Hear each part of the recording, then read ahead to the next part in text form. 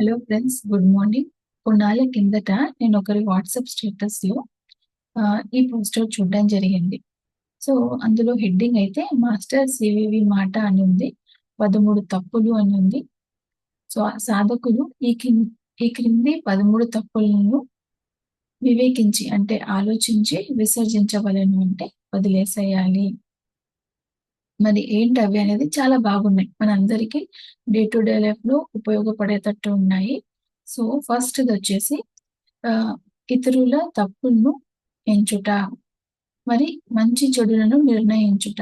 అంటే ఇతరుల తప్పుల్ని ఎంచుట అంటే కంప్లెయింట్స్ చేయడము. మంచి చెడుల్ని నిర్ణయించుట అంటే జడ్జిమెంట్స్ చేయడము. సో, అదే కదా మనం పత్రి సార్ దగ్గర విన్నది. No complaints, no judgements. అలాగే రెండవది, మనకున్న భావాలే ఆహ్, అందరికి ఉండాలి అనుకోవడం. మనం అనుకున్నదే సరైనది అనుకోవడం. అంటే అందరూ మనలాగే ఆలోచించాలి. మనకున్న అభిప్రాయమే అందరికి ఉండాలి. ఒక విషయం పట్ల మనకున్న అభిప్రాయమే అందరికి ఉండాలి. మనం ఆలోచించినట్లే అందరూ ఆలోచించాలి. అలాగే మన అభిప్రాయమే సరైనది అనుకోవడం. నేనే కరెక్టు. నా ఐడియానే కరెక్టు. నా అభిప్రాయమే కరెక్టు. వేరే వాళ్ళది రాంగు. సో, ఇది కూడా వదిలేయాలి. No complaints, no judgements. అందరూ నా లాగే ఆలోచించాలి. నేననుకున్నదే కరెక్టు. ఇది కూడా వదిలేయాలి. అందరి యందు అనుభవజ్ఞత ఆశించుట. సో, నాకర్థమైనంత వరకు ఇదేమంటే, అందరికీ కూడా ఇది తెలిసుండాలి అని. అనుభవజ్ఞత అనుభవంతో కూడిన జ్ఞానం అందరికి ఇది ఉండాలి. సో, అందరూ డిఫరెంట్ లైఫ్ ప్లాన్స్‌తో ఉంటారు. డిఫరెంట్ నేర్చుకోవడాలుంటాయి. మనకు అనుభవ జ్ఞానంతో వచ్చింది ఇతరులకు కూడా రావాలి అని అనుకోవడము రాంగు. పొరపాట్లను మన్నింపకుండుట. సో, ఎవరైనా మనకు నచ్చనిది చేశారు, పొరపాట్లు చేశారు. వాళ్ళని క్షమించకుండా ఉండడం అన్నది వదిలేయాలి. అంటే క్షమించాలి. సో, పత్రి సార్ అందుకే అంటారు, క్షమించడం కాదు మర్చిపో. రాత్ గయి తో బాత్ గయి. వైఫల్యముల గురించి బాధపడుట. మన జీవితంలో ఆహ్, కానీ ఇతరుల జీవితంలో కానీ ఓటములొచ్చాయనుకోండి, దాని గురించి మనం బాధపడడం, వాళ్ళను బాధ పెట్టడం. సో, ఆహ్, ఏదైనా మనం ఓడిపోయాము, మనకేదైనా లాసొచ్చింది, నష్టమొచ్చింది. దాని గురించి మనం విపరీతంగా బాధపడడం, ఇతరులని బాధ పెట్టడం. అలాగే మన పిల్లలు ముఖ్యంగా ఈ టైంలో పిల్లల ఎగ్జామ్ సీజన్స్ ఉంటాయి. ఆహ్, పిల్లల్లో పిల్లల్లో ఏదైనా ఆహ్, వాళ్ళు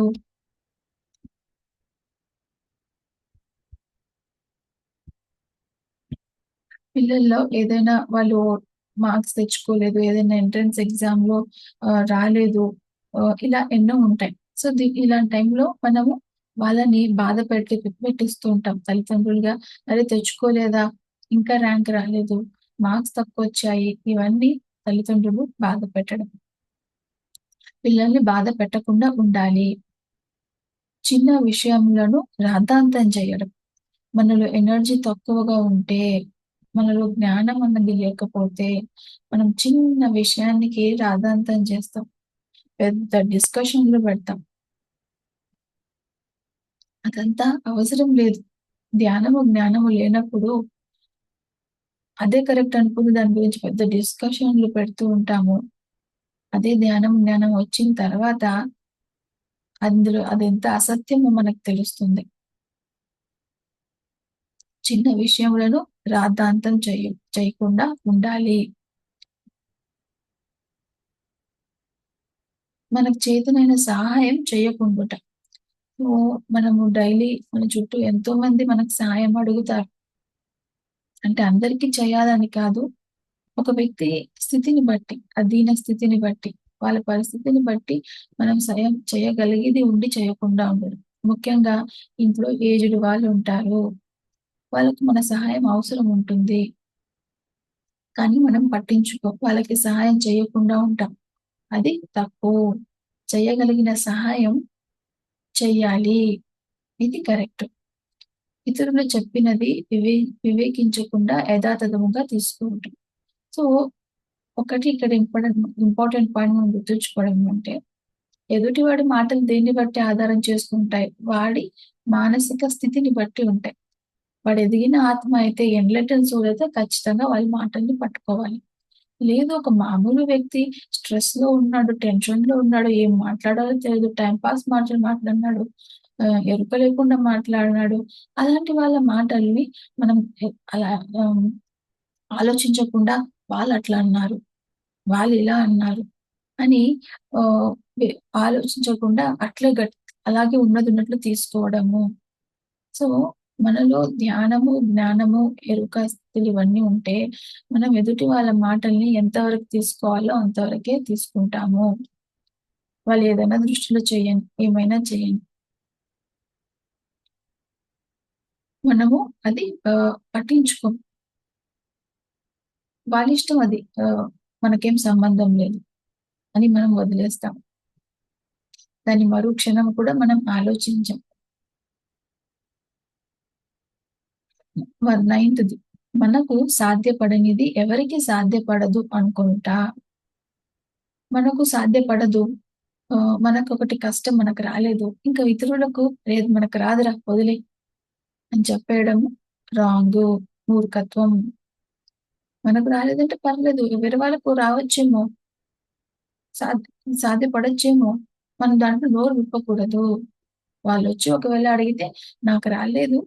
ఆహ్, నీకు రావచ్చేమో నువ్వు ప్రయత్నం చెయ్యి అని మనం చెప్పడం. నాకు రాదు నీకు కూడా రాదు. నువ్వు చెయ్యొద్దది. దాని జోలికి పోవద్దు అని చెప్పడం రాంగ్. మనము మనం ఎరిగినదే సత్యమని భావించుట. సో, ఇది మనకు స్టార్టింగ్‌లో వచ్చింది గదా! మన అభిప్రాయమే సరైంది అనుకోవడం. అలాంటిదే ఇది. మనం ఎరిగినదే సత్యం అనుకునుట. అంటే మనకు తెలిసిందే కరెక్ట్ అనుకోవడం. తాను పట్టిన కుందేలుకి మూడే కాళ్ళు అని చెప్తుంటారు కదా! మన దృష్టి నుంచి ఆలోచించిందే, మనకు తెలిసిందే సత్యమని భావించడం. ఇతరుల సత్యం చెప్పినా దాన్ని తీసుకోకుండా ఉండడం. మనం అనుకున్నదే కరెక్ట్. వేరే వాళ్ళది మన లోపలికి పోనీయకుండా దాన్ని అలాగే ఆపేస్తూ ఉంటారు కొంతమంది. వాళ్ళనుకున్నదే సత్యం అనుకుంటూ ఉంటారు. సో, అది రాంగ్.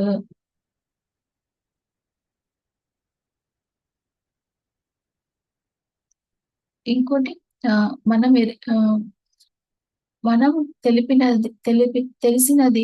మనం తెలిపినది ఇతరులకు అవగా అవగాహనమైందని అనుకుంటాం. భావించడం. అంటే మనం ఒకటికి చెప్పింటాము.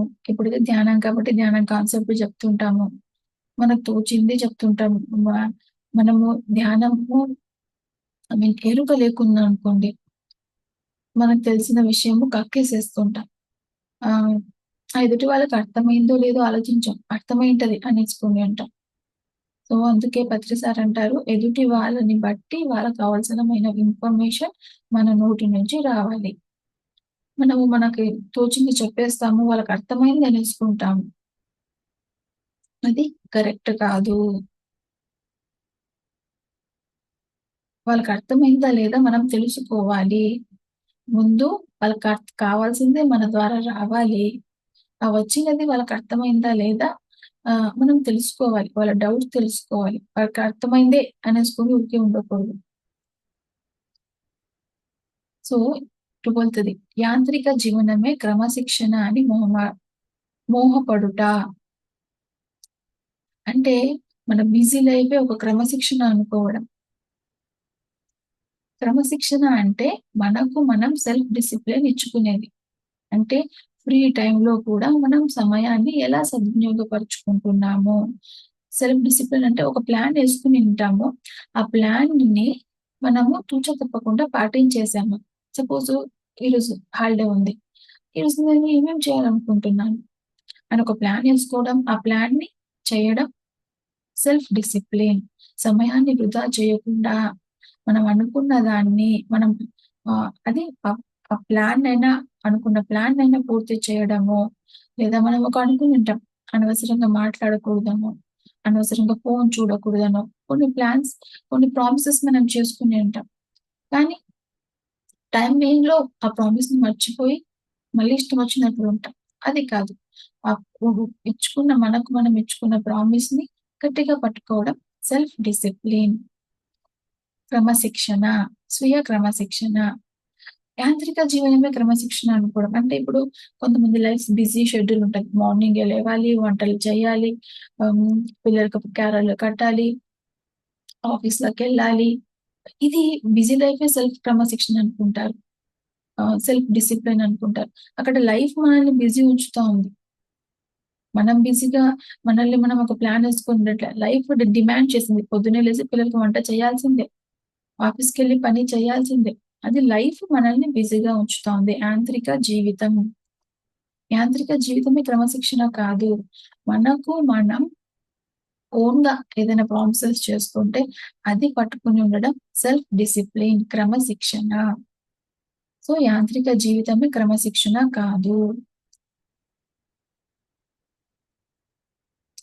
ఇంకోటి మనకనుకున్న మంచిని ఇతరులపై రుద్దటం. ఈ చివరిది. అంటే ఒకటి మనకు మంచిది అనిపించి ఉంటుంది. అదే నిజం అనుకుని ఇతరులపై రుద్దటం.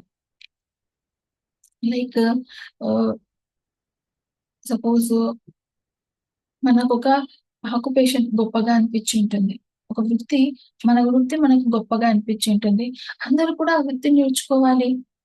ఆహ్, అందరూ కూడా ఆ కళ నేర్చుకోవాలి, ఆ వృత్తి నేర్చుకోవాలంటే అందరికెలా సాధ్యపడుతుంది? అందరికీ ఆహ్, సపోజ్ మనకు ఒక సింగింగ్ అంటే చాలా ఇష్టం. ఒక అదే మనం పిల్లలపై రుద్దడం కరెక్ట్ కాదు. లేదా మన వృత్తి టైలరింగ్ వృత్తి ఉంది. అది మనకిష్టం. అందరది నేర్చుకోవాలి. అందరికది ఉపయోగపడాలంటే అందరిలో ఆ నైపుణ్యం ఉండాలి. అలాగే మనకు కొంచెం ఆర్ట్ వస్తూ ఉంటుంది. అందరికీ ఆహ్, నాకది మంచిదనిపిచ్చింది. అందరికీ అది రుద్దడము. సో, ఆహ్, మనకు మంచిదనిపిచ్చింది అందరికి రుద్దడం కరెక్ట్ కాదు. సో, ఈ పాయింట్స్ అన్ని ఒక్కసారి రిపీట్ చేసుకుందాం. ఇతరుల తప్పుల్ని ఎంచుట వదిలేయాలి. మంచి చెడుని నిర్ణయించడం వదిలేయాలి. మనకున్న భావాలే అందరికి ఉండాలనుకోవడం వదిలేయాలి. మన అభిప్రాయమే సరైనది అనుకోవడం వదిలేయాలి. అందరి యందు అందరిలో కూడా అనుభవజ్ఞత ఆశించటం. అంటే అందరికి సేమ్ అనుభవ జ్ఞానం ఉండాలి అని ఎక్స్‌పెక్ట్ చేయడం వదిలేయాలి. పొరపాట్లను క్షమించకుండా ఉండడం వదిలేయాలి. అంటే క్షమించాలి, మర్చిపోవాలి. ఓటమిల గురించి, ఫెయిల్యూర్స్ గురించి బాధపడడం, బాధ పెట్టడం వదిలేయాలి. చిన్న విషయములను రాద్ధాంతం చేయడం వదిలేయాలి. మనకు ఎదుటి వ్యక్తి నచ్చలేనప్పుడు, ఎదుటి వ్యక్తిలో కంప్లెయింట్స్ ఉన్నప్పుడు మనము చిన్న విషయాల్ని రాద్ధాంతం చేయకుండా ఉండడం వదిలేయాలి. సో, మనలో ఎనర్జీ తక్కువుంటే, మనకసలు జ్ఞానమే లేకుండుంటే చిన్న చిన్న విషయాలకి రాద్ధాంతం చేస్తూ ఉంటాం. సో, అది వదిలేయాలి.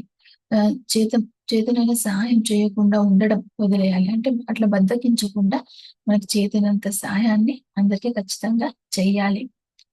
ఇతరులు చెప్పినది ఏమాత్రం ఆలోచించకుండా, వివేకించకుండా అంటే బుద్ధితో ఆలోచించకుండా యథాతథముగా తీసుకోవడం వదిలేయాలి.